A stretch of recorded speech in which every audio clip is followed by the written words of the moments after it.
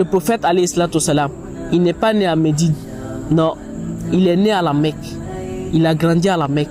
Il a tout fait à la Mecque. Mais qu'est-ce qui a fait qu'il s'est retrouvé à Médine? C'est à cause du message qu'il a amené. C'est à cause du message qu'il a voulu appeler les gens. Quand Allah il a dit, raison pour laquelle on l'a chassé, il est parti à Médine.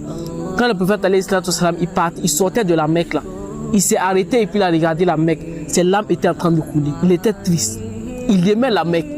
Et Allah lui a dit, La uqsimu bihazal balad wa anta hillum bihazal balad. Muhammad alayhi salatu wassalam, tu vois la Mecque que tu regardes comme ça, il faut aller. La Mecque là, ça sera pour toi. Allahu Akbar. Et le prophète il est parti en larmes.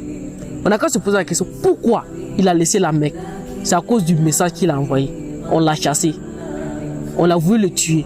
Mais est-ce que ça a fait de lui un enfant maudit ou quelqu'un qui ne fait pas de bien? Non, au contraire. C'est ça le message d'Allah subhanahu wa ta'ala.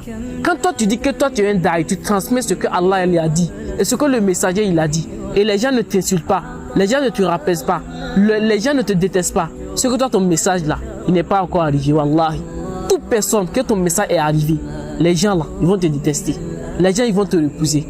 Mais est-ce parce que les gens ils te repoussent, tu vas arrêter? Parce que les gens ne m'aiment pas, tu vas arrêter? Non, mais c'est Allah tu regardes. Raison pour laquelle lorsque les gens de la Mecque, les Qurayshites, ils ont fait réunion, ils sont venus voir le prophète Muhammad, alayhi salatu wassalam. Ils ont dit, oh Muhammad, dis-nous ce que tu veux. Si tu veux être le plus riche de la Mecque, aujourd'hui nous on va cotiser l'argent pour toi. C'est toi qui seras le plus riche de la Mecque. Si tu veux les femmes les plus belles de la Mecque, là, même si la femme est mariée, faut nous dire, elle va divorcer et tu vas la marier. Si tu veux être le roi, le chef de la Mecque, dis-nous, tu seras le chef de la Mecque. Mais tout ce que nous on veut là, laisse le message que tu as envoyé.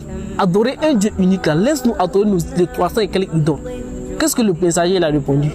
Si vous mettez le soleil dans ma main droite, la lune dans ma main gauche, wallah, je ne vais jamais renoncer à mon message. Pourquoi? Parce qu'il me vient d'Allah.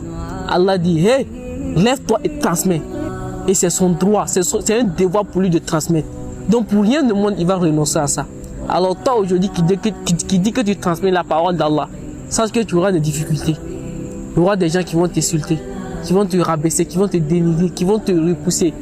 Mais parce que, et sache que ton messager là, il a subi les mêmes choses là. Il a subi ça. Mais est-ce qu'il a renoncé? Non. Alors continue. Parce que la victoire là, man kana yuridu al-izza, fa lillahi al-izzatu jami'a. Quiconque recherche la grandeur là, sache qu'il est auprès d'Allah subhanahu wa ta'ala. Assalamu alaikum.